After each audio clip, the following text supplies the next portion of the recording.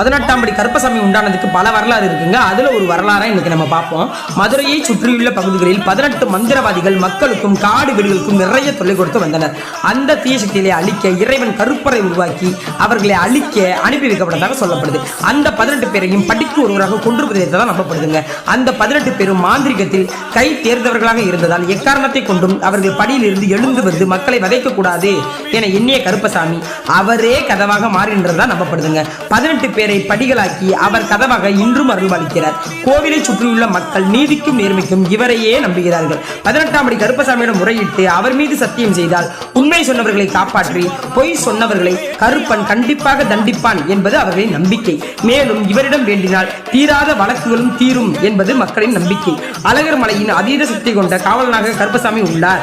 மேலும் அழகர் மலையில் உள்ள செழிப்பான வளங்களுக்கும் மூலவர் சுந்தரராச பெருமாளுக்கும் மிகச்சிறந்த காவலாக இருப்பது மட்டுமில்லாமல் நீதி வழங்குவதில் முதன்மை தெய்வமாக கருப்பசாமி போற்றப்படுகிறார்.